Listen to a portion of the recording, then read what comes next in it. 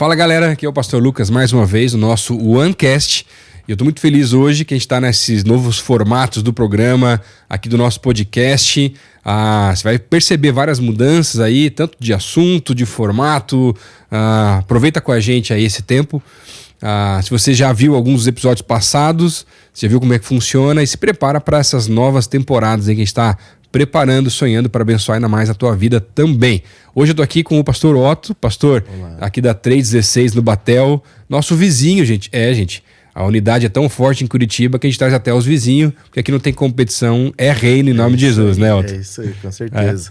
A gente quer conversar um pouquinho contigo entre não só com a relação pastoral, hoje assumindo o pastoreio aqui nessa igreja, também aqui próximo a nós, mas um pouco da tua vida e vamos do início, dos primórdios, né, de repente aí também. Cara, como é que é? Conta um pouquinho da tua história pra gente, eu te conhecer um pouco mais, teu processo de conversão, como é que foi esse processo aí também. Legal. Primeiramente, obrigado pelo convite, obrigado por estar aqui com vocês, uma alegria. A gente tem um carinho enorme pela comunidade, né, pela primeira igreja e, enfim, muito obrigado. Cara, vou falar um pouquinho da minha conversão. Os meus pais, eles entraram na igreja quando eu já tinha 6, 7 anos. Então, eu acabei crescendo na igreja ali. E antes disso, era de alguma outra religião? Então, a minha mãe, ela já foi de várias. Tá. Até chegar ali. Isso, então minha mãe já tinha ido desde um centro espírita, já foi em terreiro, já foi católica. E daí, um dia, a minha tia chamou ela pra ela vir. E, cara, quando ela entrou na igreja, assim, ela entrou de cabeça, se apaixonou, se encontrou, assim, o Espírito Santo veio, tomou ela de uma forma, assim, linda, história dela. E daí nós, como família, nós acabamos vindo junto, né? Só que era um final de semana na igreja com a minha mãe e outro final de semana assistindo o jogo com meu pai no bar. E meu pai levou 2, quase 3 anos pra entrar na igreja, né? Então, a minha mãe respeitava o tempo dele até quando ele entrou de fato, né? Enfim, mas eu costumo dizer que eu me converti mesmo quando eu fiz um intercâmbio. Eu, com 20 anos, fui para os Estados Unidos, passar um tempo lá. E lá eu Mas nesse processo você estava frequentando a igreja? Eu frequentava a igreja. Ia, participava. Isso. E daí tinha altos e baixos, né? Montanha-russa da juventude. E daí um dia, com 20 anos, eu tive um encontro com Jesus no meu intercâmbio. Cara, foi uma experiência muito gostosa. Eu tava assistindo televisão, eu não entendi inglês. E daí eu comecei a ver uma pregação que tava em inglês e eu comecei a entender. Mas por que assistiu uma pregação? Isso, e tava passando assim na televisão, porque como era seminário, então no meu quarto tinha várias pessoas que eram, né, se preparando ali, cristãs. Isso, preparando. E eu fui porque, cara, era a oportunidade de ir para os Estados Unidos, não era nem pelo seminário em si. E aonde que era nos Estados Unidos você foi? Era em Sayersville, New Jersey. Então era Faith Fellowship Ministries, que era do pastor David Demola. E lá, cara, nossa, eu tive uma grande experiência com Deus. Mas assim, no segundo mês que eu tava lá mesmo, eu tava levando de uma maneira muito dissoluta, muito, né, enfim. E daí, cara, tive uma experiência com Deus ali. E naquele momento o Espírito Santo tocou na minha vida. E eu falei, amém. E continuei. E depois daquela experiência ainda tive aquele sentimento da alma de querer ir e voltar. E um dia uma das minhas professoras, ela tava lá dando aula sobre fé, família e Deus. E nisso ela desceu da plataforma lá. E ela veio, ela colocou a mão no meu peito assim, e ela falou: enquanto você brincar com Deus, ele nunca vai te levar a sério. E naquele momento eu caí chorando. Uau. E eu falei, cara, eu preciso mudar. E naquele momento, assim, parece que tudo se fez novo. Então eu comecei a ver ali o seminário de uma maneira diferente. E é interessante a forma... Deus conhece muito a gente, né? E ele fala de maneira diferente com cada um. E contigo, mas foi uma lapada forte mesmo, né? Não foi nem tapa de luva. Não, foi uma voadora já ali, presencial e na frente de todo mundo. Isso aí. Não, ainda bem que tava em inglês. Eu falei, então pelo menos meus amigos brasileiros não entenderam. Não entenderam nada. Mas o restante, né? Enfim, ela foi muito educada, ela chegou com, assim, né? Ela foi polida, mas a tapa foi forte. Foi forte, né? E naquele momento, cara, eu tive um novo momento de vida, assim, né? E eu digo que naquele momento eu literalmente converti o meu coração para Deus. E naquele momento comecei a entender. Eu já entendi, então, por ter caminhado com Jesus durante muito tempo, eu já conhecia muita coisa. Mas você conhecer e experimentar são duas coisas completamente diferentes. E daí nisso comecei o meu processo de transformação, né? E daí eu comecei a viver exatamente aquilo que eu vivo hoje, né? Então, quando voltei de lá, já voltei 100% focado, já voltei, né, querendo o ministério. E você já era aqui de Curitiba mesmo? Já era de Curitiba. Sempre fui de Curitiba, nascido e criado. Entre os poucos, né? Entre os como poucos, dizem por aí. É isso aí. E continuei. Foi bem bacana, assim, a jornada continuando, né? E daí comecei a me envolver mais na igreja, comecei a estar mais presente ali, né? E a igreja ali, né? Na época eu era da ABA. Nessa época, Nessa época, tua mãe então já se converteu ali na ABA. A minha mãe sempre foi da ABA. ABA. Caminhada esse tempo todo foi lá, né? Isso, eu passei 20 anos da minha vida ali na ABA, né? Sou muito grato ao Pio, ao Rômulo, todo Tô fazendo as contas da idade só. Ah, tá bom. No final você chega nela, tá bom. E ali eu aprendi muito, né? E ali eu tive muita oportunidade, né? Na época o pastor de jovens era o pastor Tom. E super querido, também, amigo também, nossa. E aprendi muito e muita oportunidade, né? Então comecei a aprender, fazer e tal. E comecei a desenvolver minha jornada cristã. Então a minha conversão foi desse jeito. Na verdade, essa conversão, essa transformação fora, ela já teve, então, uma ligação com um chamado e uma direção também nesse processo do fora junto, né? Isso mesmo. E quando você voltou, já sabia que tinha que fazer o primeiro passo, pelo menos, né? Na volta, né? É isso aí. Porque quando você faz um seminário, você se doa diretamente para ele, né? Então, eu fiquei ali 6, 7 meses imergido, pensando Bíblia, respirando Bíblia 24 horas e eu escrevia, enfim, então foi muito bom para mim esse seminário, tempo, né? Foi muito gostoso. Que massa. Aí voltou, teve as oportunidades e como é que foi para entender as direções e entre as oportunidades começar a pastorear efetivamente? Como é que porque cada igreja tem o seu processo, né? Sim. O Batista é bem mais tradicional, o seminário, daí o concílio, tal. Como é que funcionou para você esse processo nessa igreja e como é que foi para ti? Legal, bacana. Então, quando eu voltei, eu tinha que terminar a minha faculdade de teologia. Então, eu já tinha começado e daí eu falei, cara, agora eu vou pegar Vou dar sequência. Vou dar sequência. O que aconteceu? Quando eu fui pro intercâmbio, eu fazia engenharia civil de manhã e teologia à noite. Então... Nossa, eu não consigo enxergar, com todo respeito, perdão, tá? Como engenheiro civil, meu amigo. Não dá. Eu falei pra minha mãe, se eu tivesse ido pra arquitetura, talvez. Eu falei, porque a minha mente é muito criativa. Então, eu sou o cara da criação. Mas o que acontece, né? Agora fazendo um parênteses do parênteses. O meu pai biológico, ele é engenheiro civil, e o meu pai padrasto, né? Sim. Ele é dono de restaurante. Então, eu tinha esses dois termos assim, e minha relação com os dois sempre foi muito boa, né? E daí, nisso, eu falei, cara, vou fazer engenharia civil. Daí vai dar dinheiro, aquela coisa toda. Eu olhei pro meu pai, deu certo, vamos lá, né?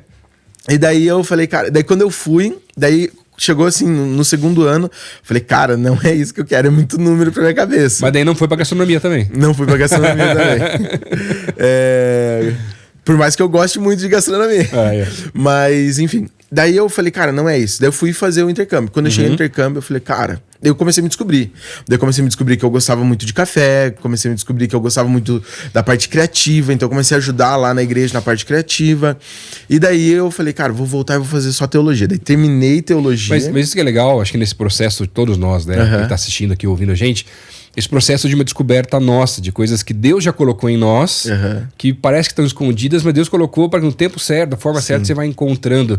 Até quando a gente fala sobre isso, para mim, é muito forte aquela parábola, quando Jesus vai falar em Lucas 15, né? Daquilo que foi perdido e a alegria que é encontrar que foi perdido, mas principalmente da dracma perdida, que uma mulher perde lá a dracma, né? Daquele estandarte que forma 10, mas ela estava com 9 e tinha uma coisa perdida, mas ela perde dentro de casa. E dentro de casa, dentro da gente, tem aquilo que Deus quer restaurar, o nosso valor. Porque aquele estandarte que ela usava na cabeça só era completo se tivesse os 10 de verdade, né? E essa maneira a gente poder encontrar a nossa... se completar, né, em Deus, entender a criatividade, no teu caso, ou tantas coisas que Deus tem colocado sobre nós, que Ele quer aflorar com o tempo, tem que, às vezes, começar a caçar, cavocar dentro da gente e entender Deus. E eu vejo muito que Deus trabalha muito através de paixões que Ele coloca, gostos diferentes também, né? É isso aí. Eu acho perfeita essa parábola, porque eu acho interessante que para encontrar a dracma perdida, você precisa arrastar os móveis, você precisa olhar em lugares que você nunca mais olhou, em lugares que tá confortável. Então, arrastar um sofá em casa hoje em dia, você já fala, meu Deus do céu. Deixa quieto, tal. Então, quando você arrasta o sofá, você fala, cara, nossa, é um trabalho, mas eu vou achar, né? E exatamente o que você falou, né? Eu acredito muito quando a gente olha na Bíblia e diz que Deus, ele efetua em nós tanto querer quanto realizar. Então, se Deus, ele coloca algum querer no nosso coração, com certeza ele vai vir trabalhando pro realizar. Óbvio que a gente vai fazer a nossa parcela, ele sempre vai fazer a dele, né? E eu tinha vários quereres que Deus começou a colocar no meu coração nesse tempo, né? E daí quando eu terminei teologia, comecei a fazer uma outra pós depois, também focado nessa área, liderança, enfim.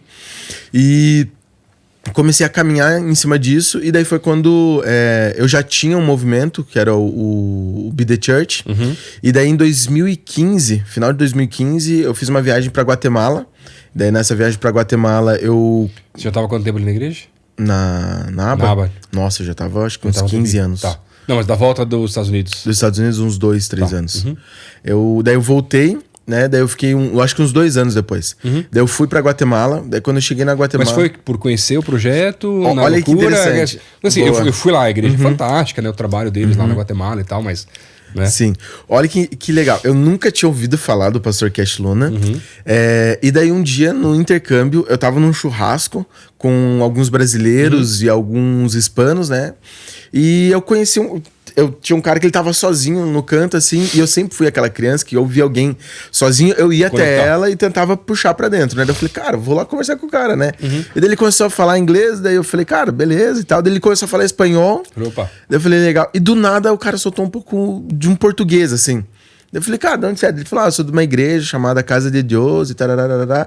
Daí eu fui conhecer a história dele. Ele é o ministro de domingo lá. Ele, junto com uma outra pessoa, eles lideram o time de louvor. E daí ele começou a me falar da igreja dele, da história dele. O nome dele é Meme Luxo. Então, um grande amigo.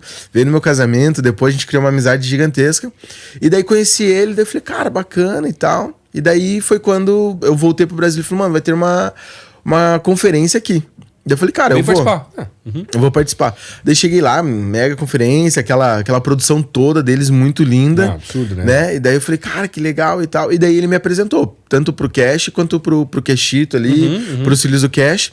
E daí eu falei, cara, legal. E daí eles me levaram pra fazer um tour na igreja, igual eu vim fazer aqui. Aí já. Depois de 3 horas terminou o tour? Depois de 3 horas terminou o tour. E daí eu lembro quando eu cheguei na parte de transmissão deles, eles transmitindo TV, eles transmitindo pra igreja o culto online, não era um culto específico online, mas era um culto online. Ali eu tive um insight, falei, cara, eu não consigo fazer uma transmissão de TV, mas eu acho que eu vou chegar no Brasil e vou fazer... Que lá eles faziam pra TV e internet. Daí, né? Isso aí. Eu falei, cara, não consigo ter uma transmissão de TV, mas eu consigo fazer um culto online. E daí foi quando eu cheguei no Brasil e eu comecei a fazer o Be Web Church. A Be Web Church, isso. Porque eu já tinha o Be The Church, que era entrega de marmita pra moradores de rua. Que era um projeto para ser entrega. Isso. Então eu já tinha ele desde 2014. Que eu entregava marmita pra morador de rua junto com meu pai. Meu pai tinha um trabalho bem bacana na FAS. E daí comecei a ajudar ali. E daí em 2017 eu fiz o primeiro culto online. E daí comecei 2017, 2018, 2019. Semanal, toda quarta-feira. A gente chegou a ter culto com... Na época era muito, né? 800, 850 pessoas. Sim, no início de um projeto. E na época pré-pandemia, então, já... Nossa, número super alto, né? Era bem bacana. E daí... Foi bem bacana. E ali começou esse desejo de desenvolver o ministério, pregação, enfim. Que legal. E aí disso... Foi crescendo cada vez mais o projeto. Isso aí, cada vez foi crescendo um pouco mais. Nossa, que legal, que legal.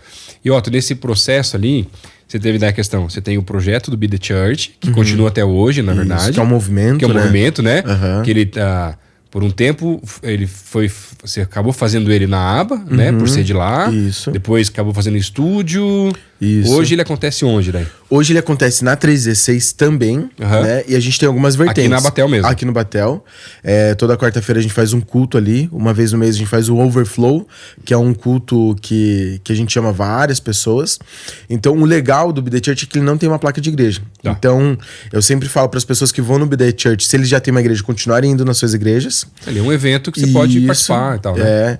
E quem vem novo, eu não falo para ficar na minha igreja. Eu falo para ele procurar uma igreja que combine com ele. Porque não adianta ele vir para uma igreja que talvez ele não vá se sentir, enfim, parte, né? Parte e dela. Esse evento The Overflow, ele é um evento de unidade, a galera que quiser participar, mas não é a própria igreja, provavelmente dita, é diferente um pouco. Tanto que eu sempre coloco pessoas de fora pra estar fazendo, né? Então, eu já levei o Carlinhos, já levei algumas pessoas pra estar indo lá ministrar no Overflow, levei o Oca, e também trago pessoas de fora. Então, a ideia mesmo é movimentar. O que eu acho legal é que vai muito católico, muito mormon, muitas pessoas que vão para ter o primeiro contato com a igreja evangélica. Tem muitos amigos que levam eles ali, eles falam, cara, isso aqui é... Pô, isso aqui é legal, entendeu? Tal. Então, a gente faz... É bom que a primeira impressão Isso. mais jovem ali também, né? No formato fica bem interessante também, né? Com certeza. Então a gente faz esse trabalho focado desse estilo, né? E daí a gente tem algumas vertentes, né? Que é o culto para mulheres também, né? Que é o Bloom, que a minha esposa toca. Tudo foi tudo do Be The Church. Isso aí. Tá. Porque o que acontece? A gente pega e é sempre com foco evangelístico. Então a nossa ideia é trazer essas mulheres que precisam entrar para a igreja. Então a gente tem meninas da CCC, tem meninas da C3, tem meninas do Bola, tem meninas de várias igrejas da Quadrangular. E é bem bacana o jeito que funciona, né? E então o Be The Church hoje ele é um movimento que ajuda a movimentar as igrejas na cidade, unir mesmo, e sempre que a gente pode, a gente tá servindo, né? Então é nessa... Porque a ideia é assim, vibe. ele tem um viés juventude, mas é pra igreja. Se mais velho quiser participar, não tem problema também, né?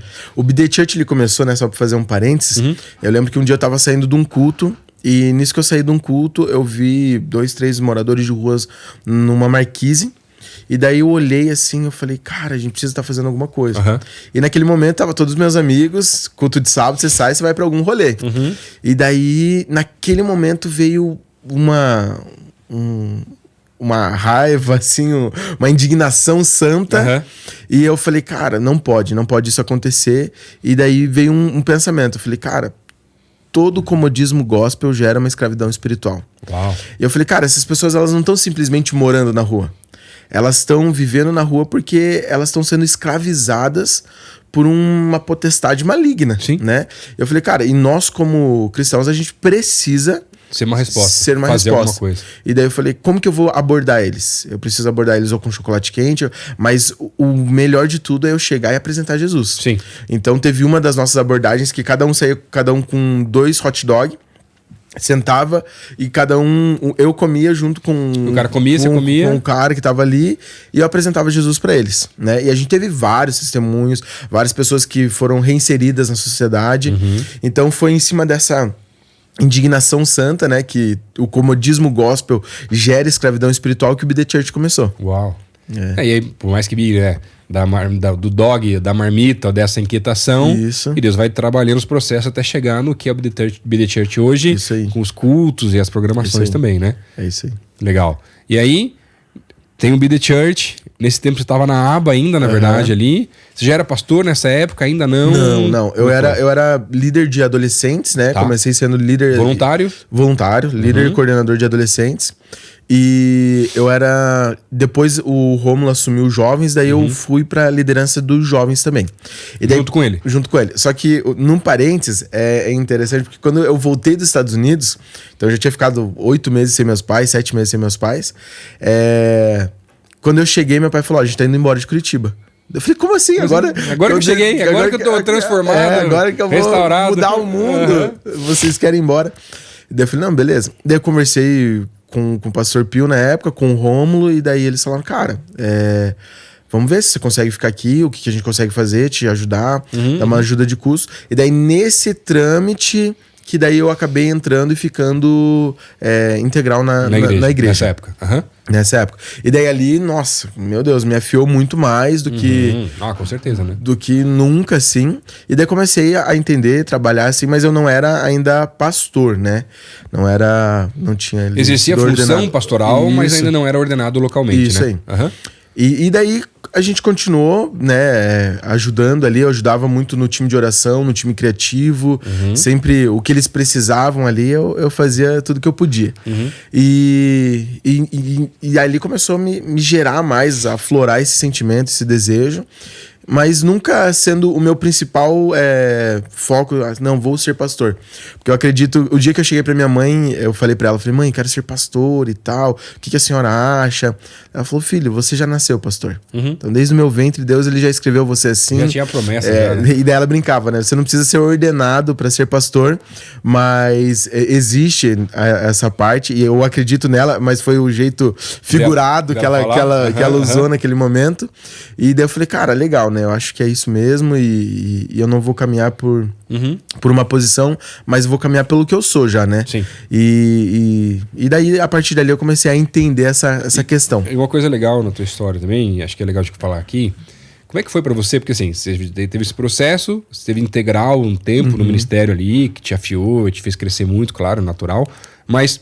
Como é que foi o processo depois? Porque hoje você é bivocacionado também ainda, né? Hoje é pastor na 316 aqui, né? No Batel, mas ainda é bivocacionado. Você tem outras empresas, sociedades, outras coisas mais por aí. Mas como é que foi pra você essa direção, esse início? Legal, boa. Até porque, na verdade, sim, né?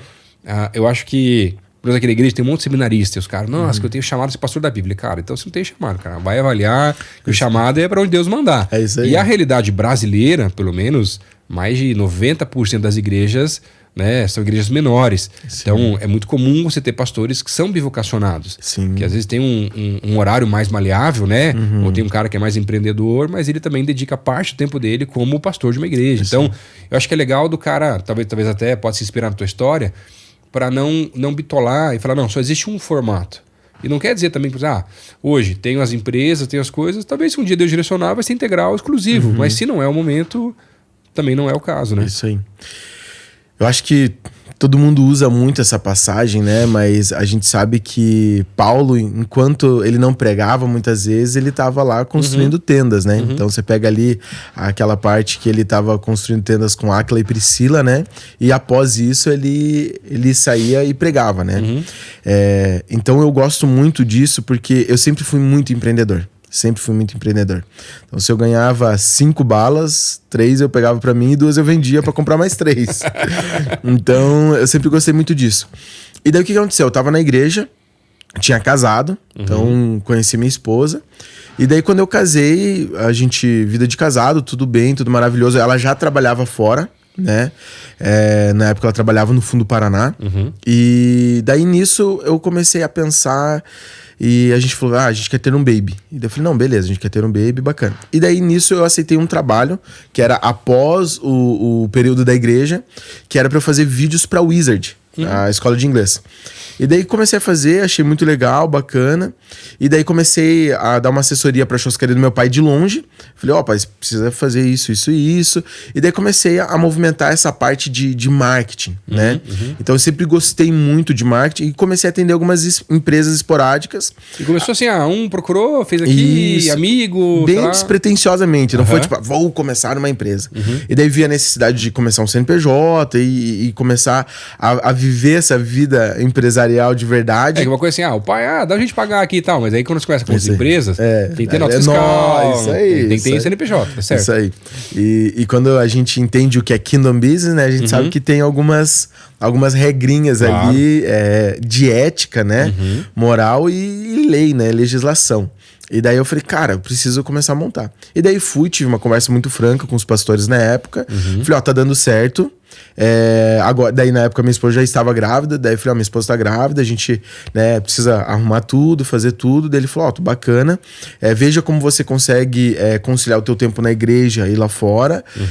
E depois avisa a gente e bacana. E a gente acha um caminho. Isso, né? E foi uma conversa muito bacana, muito leve, muito saudável. E nesse momento eu comecei a caminhar, comecei a empreender. E formou a minha empresa de marketing. Então, hoje tem um sócio nela que ele toca muito mais a parte operacional, eu toco mais a parte criativa. E a gente, hoje ela funciona 100%, bem bacana. A gente atende vários segmentos. Então a gente atende desde igrejas até empresas, casa de tintas. Um exemplo, né? Pra você ver a diferença de um e outro, né? Então a gente tem essas diferenças que a gente consegue hoje tá atendendo. Então foi nesse momento de vida que eu falei, cara, despretensiosamente gostei, achei muito bacana, achei muito legal.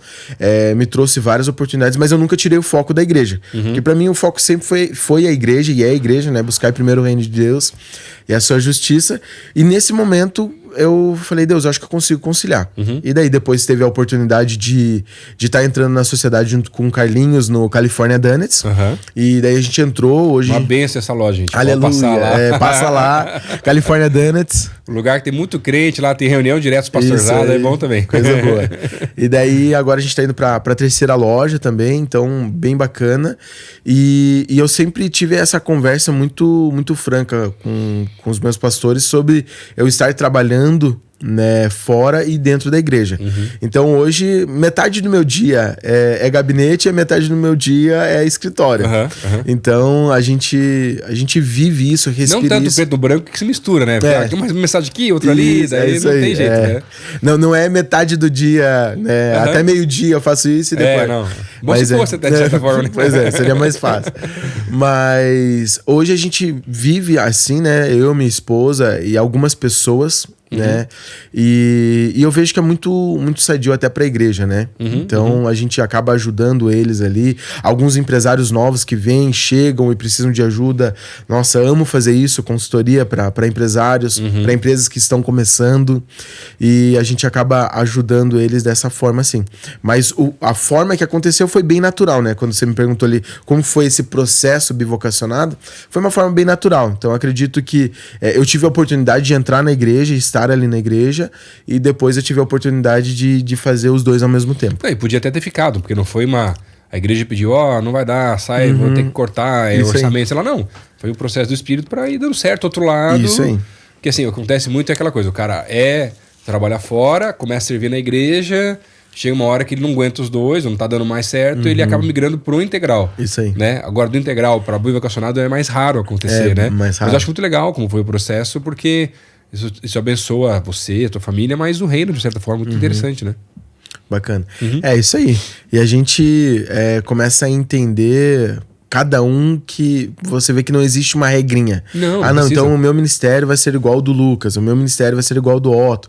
Cara, Deus, ele é criativo. A multiforme sabedoria de Deus nos inspira todos os dias, mas ela também ela nos constrange de uma forma positiva, e todos os dias você vê que Deus ele faz algo novo, né?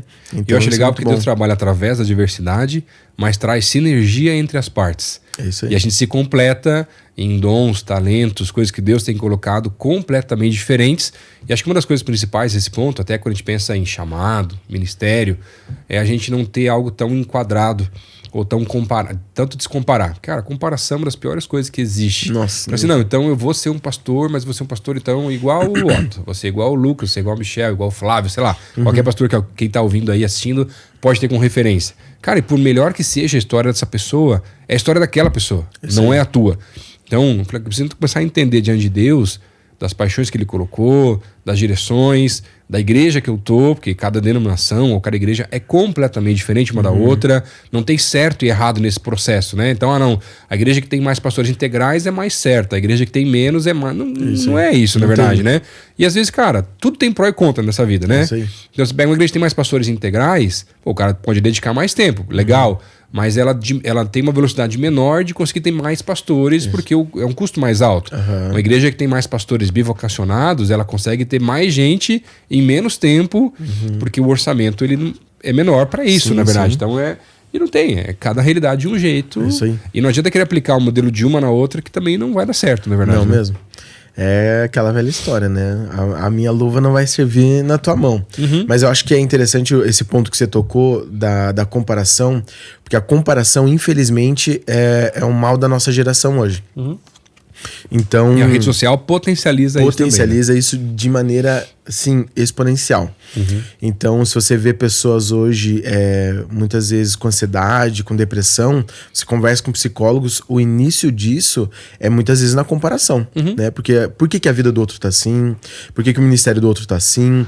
Então, eu acredito que a gente não deve se comparar, porque o que Deus tem pra mim é incomparável, o que Deus tem pra você Não é adianta. incomparável, né? E a ansiedade, ela traz uma preocupação.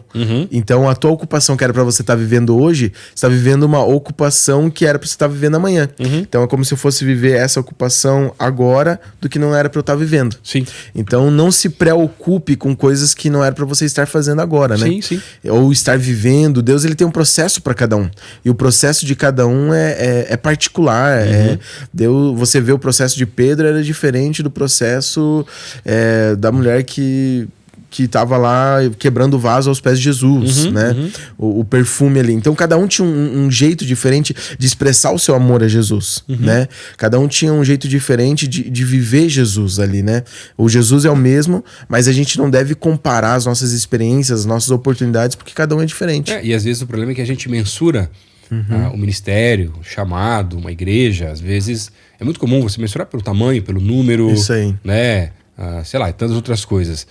Só que assim, no reino de Deus não tem diferença num pastor de uma igreja de 30, 40 mil membros com uma igreja de 50 membros. Porque são papéis diferentes Isso aí. que Deus colocou para cada um deles. E não quer dizer que um é maior e outro é menor, que um é mais tem mais sucesso e outro tem menos. Isso aí. Pra gente, às vezes, humano, a gente acha, nossa, porque o pastor que pegou a igreja do nada e fez crescer gigantescamente, ele é extremamente bem-sucedido, mais próximo do Senhor e tal. Mas não necessariamente. Porque não é por isso que aquele que não fez da mesma forma, ou tem uma igreja que começou do zero e agora tem 50, porque percentualmente cresceu muito, na verdade, não é maior ou menor. É isso aí. Entendeu? Eu acho que o sucesso de cada pessoa, de cada ministério, tá em fazer sucessores, né? Porque a palavra sucesso, ela vem de você criar sucessores. Então, às vezes, uma igreja mega, ela vai ali criar sucessores. A igreja de 50 mil membros, cara, talvez ela não tá criando sucessores. Né? Talvez uma igreja menor de 1.000 membros tá criando sucessores. O pastor que tá com 50 membros, os 50 membros vão suceder o ministério dele. Então, é o ir de fazer discípulos. Traduzindo é isso, né? Cara, se você tá fazendo discípulos de Cristo, não discípulos do Otto, né? Mas você tá fazendo discípulos de Cristo, cara, você tá cumprindo um baita id e você tá tendo um baita sucesso na tua vida, na tua jornada cristã. Claro. Né? E assim, por mais que eu seja novo, eu fico muito pensando em questões geracionais, na verdade. Porque eu creio que o cristianismo ele é intergeracional, não só na nossa fase de vida, mas ele vai passando pelas gerações. E a gente está a uma geração do maior sucesso do cristianismo, mas a uma geração da decadência do cristianismo. Se a gente não preparar a próxima geração, ou ela pode ser muito melhor do que a gente, ou vai ser a decadência total, na verdade. Isso aí. Então, assim, eu creio muito que os nossos ombros têm que ser os degraus da próxima geração. Estava conversando com alguns pastores aqui de Curitiba que não vivenciaram, por exemplo, o início da semana de avivamento aqui, por exemplo, né? Que é um movimento que a gente participa, então falar mais sobre isso também. Mas, por exemplo, o pastor Jeff aqui da Alameda, pastor de jovens, né? No primeiro estádio, ele era um jovem membro da igreja. Igual e ele eu. foi lá e participou do primeiro estádio. Eu falei, cara, que negócio é esse? Que doideira, e não tem o nome de ninguém, aquela coisa toda. E foi aquele negócio absurdo, assim, que nem a gente acreditava, né? Direto Deus fez os milagres. E aí você vê hoje, esses caras hoje sendo os caras que estão participando da organização, dos próximos passos, futuro e tal. Só que eu não vivi isso. Quando a gente começou lá, né? O Tom ainda estava junto, tudo mais assim. A gente tinha uma ideia, uma visão, um sonho, um desafio gigantesco. Mas os caras que já vivenciaram e viram que isso é possível antes de começar a sentar na mesa, cara, eles têm outros sonhos maiores do que a gente já tinha. E eu creio que Deus vai trabalhar de maneiras diferentes. Quando a gente pensava num estádio, daqui a pouco Deus vai pensar em outras formas. Talvez vai ser 2, 3, ou talvez não vai ser estádio, vai ser alguma outra estratégia que Deus vai trazer para o tempo. Cara, a gente não pensava em mais cidades a não ser Curitiba. Hoje são 50 cidades fazendo o negócio e não tem ninguém em tempo integral nisso e todo mundo doa tempo para fazer o negócio acontecer. Então, assim, é muito diferente o processo. Mas eu fico vendo, cara, tem umas cidades novas lá que estão entrando e os caras, assim, só brigavam e os caras me ligando, pastor, é uma benção, SDA, a gente faz os cafés, os pastores são amigos agora. Porque, assim, nunca foi sobre estádios, nem sobre grandes movimentos ou cultos. Foi sobre conectar pessoas, pastores de jovens ou líderes de juventude nas cidades para gerar unidade na cidade que as igrejas parecem de brigar. Elas param de brigar e Deus está começando a trazer novos cultos, novas ideias, novos projetos que são muito maiores do que qualquer um de nós também, né? É isso aí. Eu gosto muito do exemplo do Gustavo Paiva, que ele fala que o movimento da igreja tá na união dos diferentes, né? E daí ele brinca, né, que tem esse osso é diferente desse osso, que é diferente desse ossinho menor. Só que os três juntos, eles formam um movimento, né? E se fosse todos iguais... Aí você troca um pelo outro, não vai dar certo. Não vai dar certo, vai ser uma anomalia. Anomalia, é isso aí. Vai ser um Frankenstein. E, cara, se você olha assim, você fala, cara, o movimento tá nos diferentes. Então, quando você vê o SDA, quando a gente viu a primeira vez, muitas igrejas, elas olhavam assim, elas falavam, cara, os diferentes estão se unindo. Então, você olha a PIB se unindo com a Quadrangular, se unindo com a Alameda, se unindo com a comunidade, enfim, tantas igrejas diferentes. Até as luteranas, né, gente? Até os luteranos junto, coisa boa. E isso é maravilhoso, né? E o legal é que virou uma referência pro Brasil, né? Então a gente precisa entender que essa união ela é muito importante para a igreja brasileira. E é legal nesse processo porque, cara, a gente pode estar aqui hoje sentado de igrejas diferentes e bem próximo da outra até hoje em dia, e tá tudo bem, coisas que talvez nas gerações passadas fosse inadmissível, não, porque é uma competição, né? Mas o meu medo é que talvez o cara vai pra lá ou venha pra cá, e não é essa a questão. Mas acho que é uma das maiores diferenças, até a gente poder entender que ninguém sabe tudo. E eu tô sempre em constante aprendizado. Então, na minha caminhada, eu cresci na Igreja Batista, com certeza. E hoje sou pastor batista e tudo mais, assim, e por muito tempo eu fui muito fechado com outras igrejas, pessoalmente falando, né? Mas quando Deus abriu um pouco a minha mente, eu pude começar a caminhar entre as denominações, eu fui extremamente abençoado. Legal. Porque eu comecei a perceber que eu podia, sim, viver coisas novas no Espírito, que eu podia caminhar no Espírito e ver coisas sobrenaturais de Deus também, que não é que na Batista não viva, porque, né, já tem mudado muita coisa também, mas... Cara, tenho grandes amigos hoje, pessoais, como você e tantos outros, que me ensinam muito e me inspiram demais a ler mais a Bíblia, a me desafiar mais no sobrenatural, a entender coisas novas do Espírito. Cara, é enriquecedor. E é o tipo de coisa que talvez, se você fica muito só na mesma denominação, por mais bênção que ela seja, e pode te abençoar demais, talvez é interessante nesse processo pastoral a gente poder sentar na mesa com pessoas que são diferentes da gente. Sim. Porque por mais que não mais mesma denominação eu tenha pessoas completamente diferentes, quando eu sento na mesa com um cara que é diferente e é de uma outra denominação, é bem mais diferente. Né? E eu posso aprender muito através disso, das histórias das pessoas, da vivência, né, desses modelos denominacionais e outras igrejas. Cara, eu fico assim, às vezes eu fico em casa assim orando e eu fico abismado o quanto de crescimento eu tive por conexões e contatos que eu pude ter de pessoas completamente diferentes de mim, né? Tanto, às vezes, não só de formato, dons, mas teologicamente até falando, que se filtra aqui, filtra lá, mas, cara, eu acho que a diferença é assim, ó, quando eu vou num lugar, eu gosto de fazer conexões e conversar com pessoas. Legal. Quando eu vejo alguém pregando, não importa se eu gosto ou não gosto, eu falo, cara, eu pergunto pra mim, tá, o que eu posso aprender com essa pessoa? Legal, e eu vou anotar e vou tentar aprender ao máximo.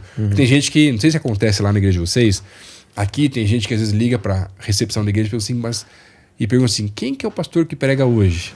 Porque dependendo do pastor, o cara não quer vir. Cara, você tá errado, meu irmão. Você tem que estar mais aberto para aprender. Né? Eu posso aprender com outras pessoas, né? Eu acho que é muito legal nesse processo, né? Nesse formato. Com certeza. Isso é bacana, porque a gente começa a entender que todo mundo tem algo para ensinar, né? Sim. Então, isso é muito importante. Eu aprendo com você. Mas é só aqui que acontece isso, o pessoal ligar? Não, todo lugar. É engraçado isso. Mas você vai na igreja, o pessoal assiste na live de manhã. Será que é o mesmo que vai pregar de noite? Então eles ficam nessa aí. Então é engraçado, porque hoje em dia a gente começa a entender e a perceber e ter uma nova percepção do evangelho. Porque o que você falou sobre sentar com os diferentes é algo que a gente precisa entender. Quando Jesus ele foi escolhendo ali os 12 que sentavam com ele, todos eram completamente diferentes um do outro. né? E é a escolha intencional de Jesus ali, acho tremenda também, né? Chega pra Mateus ali, ele na mesa, ele com a cabeça baixa pensando ali. no cara cobrador de impostos, devia ser o cara menos gostava dele, né? Se você assiste The Chosen, né? Cara, você já vê esse cara. Bem assim mesmo. Os caras não gostavam. Não curtia ele mesmo, né? Quem gosta, né, do cobrador de impostos? É isso aí, né? Até hoje, né? Se a gente descobrisse quem é hoje. Mas enfim. E é isso, cara. Jesus, ele coloca os diferentes na mesa, porque existe algo muito sublime sobre nós compartilharmos com os diferentes, né? Então, a mesa, ela fala muito sobre nós estarmos na mesma posição, né? Esconder os nossos pés. Então, na época, você via que as pessoas, que elas tinham ali a sandália, o pé machucado. Cara, não é sobre isso, é sobre a gente sentar e todo mundo tá na mesma posição, na mesma altura, olhando olho no olho, compartilhando o que a gente tem na mesa, é para todos. Então, isso é muito bacana. Então eu acredito hoje sobre isso. A mesa, ela tá posta, no evangelho para todas as igrejas, para todas as comunidades, para todos, né? Então basta a gente chegar, acessar ela, e o que você falou é muito, muito importante, muito inteligente. É eu entender que com todos eu consigo aprender. Tem uma palavra que eu acho muito legal, né? Uma frase que eu ouvi esses tempos, é que numa mesa de mestres, quando um fala, todos se tornam alunos. Então, cara, quando uma pessoa ela tá falando, com certeza você tem algo para aprender com ela. Então, quando você sentar numa mesa, quando alguém começar a falar, comece a entender e tem esse sentimento, pensamento, que eu posso aprender com ela. E eu acho isso bem importante. E além do tempo de mesa, para mim, uma coisa extremamente relevante são essas conexões do reino. Porque tem gente que se relaciona com você porque ela quer obter algo em troca. Mas isso não é conexão do reino. Isso é negócio. Isso é business. Isso é business. É outra pegada que não tem a ver com a igreja. Agora, quando eu me conecto com alguém, cara, porque eu quero orar com você, eu quero conhecer a tua vida e tal, e talvez Deus dê alguma liga para algum projeto no futuro, amém, glória a Deus por isso. Mas não é para, por exemplo, então eu chamei o Otto aqui agora para fazer esse podcast porque eu tô esperando que ele me chame para pregar no lugar tal, para gravar com ele também. Não, porque eu tô chamando para isso. Agora o problema é que tem gente também no reino que quer fazer business na igreja e não dá liga, né? Não tem jeito. Isso é engraçado porque você acaba vendo, né? Então, eu acredito que a gente precisa levantar essa nova cultura, né? E eu vejo muito isso na igreja de Curitiba, na igreja do Paraná. A gente tem feito isso com a SDA, levantado essa cultura, levantado essa bandeira, né? Da gente não tá querendo fazer algo, esperando algo em troca, né? Então não vou te dar alguma coisa para receber de você alguma coisa. Então isso é muito importante, a gente ter no nosso coração polido, né? E saber filtrar bem isso, para que a gente possa viver um evangelho genuíno, puro e simples, assim como Jesus pregou, assim como Paulo nos mostrou. Então isso é muito importante mesmo. Propostas tem toda hora, né? É isso aí. Seja pastorais, seja até de negócio, porque às vezes tem uns caras de negócio que querem entrar na igreja e usar o púlpito ou as conexões pastorais, mas não é sobre isso, né? É muito diferente, né? E acho que, além disso, queria, talvez você poder comentar um pouquinho, Deus trabalhou contigo um tempo num projeto de escola, de formação também, que hoje está numa reestruturação, né? Que você estava comentando antes comigo aqui. Mas conta um pouquinho como é que foi esse projeto, que acho que é uma veia forte tua também, de não só de conexão, mas de poder abençoar e formar, que é a ideia do projeto. Né? Bacana. Primeira coisa que eu falo é você que tem um projeto, uma ideia de Deus, um desejo de fazer alguma coisa, acredite, ore, entregue na mão de Deus, que Deus ele vai te ajudar. Eu tinha uma ideia, que era uma ideia, a ideia era juntar alguns professores para falar sobre a fé e a vida cristã de uma maneira diferente, né? Aplicando os princípios na economia, na política, na arte, enfim. 7 esferas? Passava um pouco das 7 esferas, tá. Mas, por exemplo, eu peguei um professor para ele falar sobre fé e trabalho, outro para falar sobre fé e finanças, outro para falar sobre arte, Bíblia e gente. Daí o Davi Lago, ele já fala um pouco mais sobre o olho mágico da porta estreita. Ele é mais poético. Mas o que era o Jesus School? Então eu tinha a ideia de fazer essa escola e um dia apresentei para uma amiga minha e ela tinha várias conexões também. eu falei pra ela, cara, vamos fazer uma escola? E daí ela falou, vamos. E ela falou, como que vai ser essa escola? Eu comecei a falar pra ela sobre o Jesus School, de você apresentar um Jesus legal, mas um Jesus que ensina, né? Então o Jesus School, o nome vem disso, né? De Jesus legal, mas a fonética dele ali é school de escola também em inglês. E a gente começou, sorry. Tranquilo. Hora de tomar água. Negócios, saúde. Saúde, preciso tomar mais água sempre. E daí o que aconteceu, né? Voltando aqui. Eu apresentei pra ela e eu falei, o que você acha? Essa amiga era a Priscila Alcântara. E daí ela veio e na época ela tava muito forte com essa ideia arte, Bíblia e gente. E ela começou a falar sobre isso. E daí eu chamei outros professores. Chamei Gustavo Paiva, Davi Lago. De conexões que você tinha ou ela tinha também. O que ela me apresentou era o Davi Lago na época, né? Mas aí eu já conhecia o Brunão, já conhecia ali outros professores. E nisso eu comecei a falar com eles começaram a trazer as aulas deles. E eu não peguei só professores conhecidos, eu peguei professores que tinham conteúdo também. Então eu peguei o Stachon pra dar aula ali, fantástico, né? Também. Fantástico. Quer dizer, ele pode não ser tão conhecido, igreja, talvez, nesse modelo isso, assim, mas no negócio. Isso, e é um cara influente, né? Claro, a gente vê que ele não é aquela pessoa popular, mas é uma pessoa influente. E isso é algo que me chamou muita atenção, sobre você ser uma pessoa popular e ser uma pessoa influente também, né? E tá tudo bem os dois, é você saber se posicionar com isso. E a gente escreveu ali, tinha várias aulas, várias matérias, puxando isso, e a pessoa, ela entrava, ela assinava ali a aula que ela queria, e ela assistia o curso dela. Veio a pandemia. Na pandemia a gente abriu as aulas para as pessoas entrarem ali e darem uma oferta que eles queriam. E daí nisso eles davam a oferta que eles queriam. Acabou entrando na primeira leva 45 mil alunos. Nossa. E daí na segunda leva que a gente abriu de volta para eles assistirem as aulas, assim, a gente chegou a bater 89 mil alunos. Então entrou aluno assim, muita bastante, né?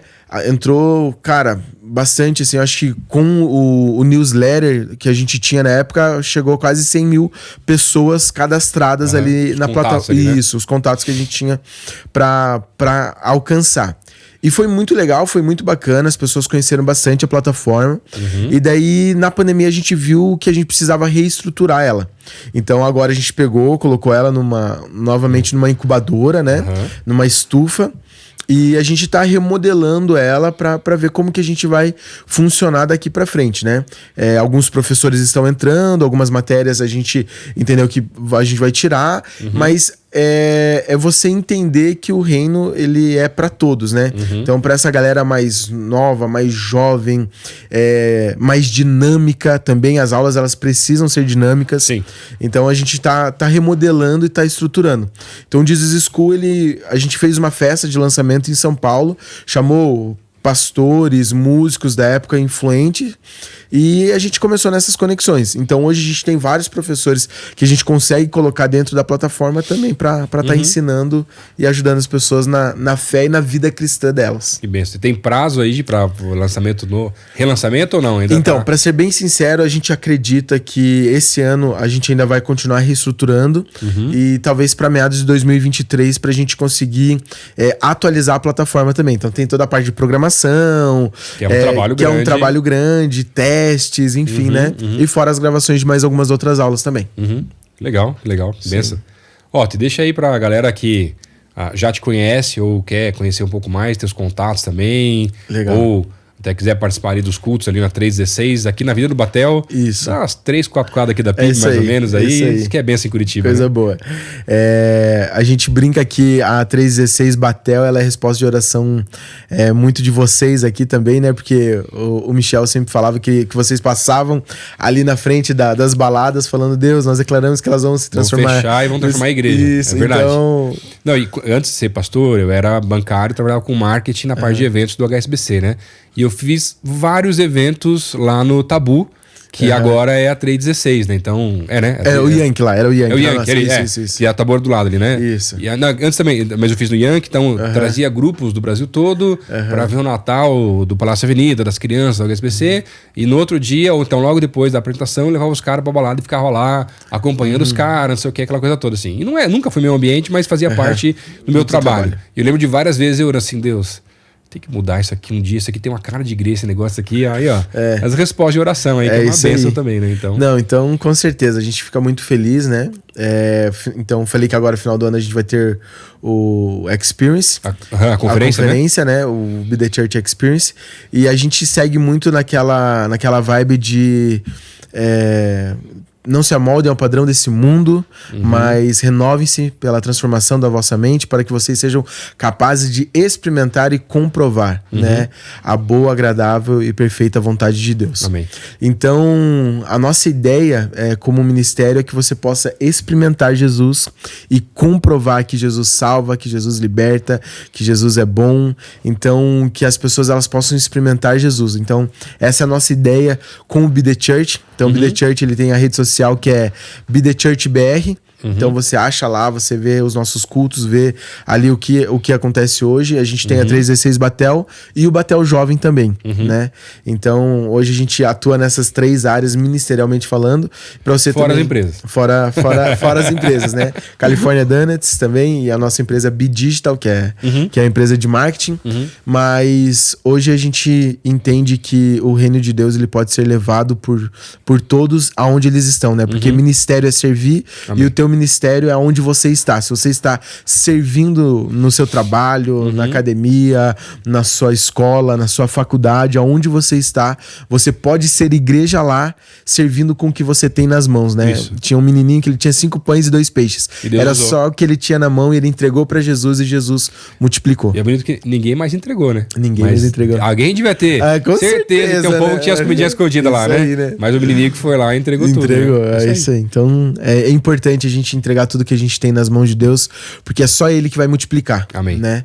Então às vezes a gente fica segurando, retendo, mas saiba que o teu ministério, a sua família, o seu casamento, os seus relacionamentos, os seus amigos, tudo que você fizer e você entregar nas mãos de Deus, com certeza Ele vai estar multiplicando para você. Amém. Na sua vida. Amém. Então, é isso que a gente pensa, é isso que a gente faz. Essas são as nossas redes sociais.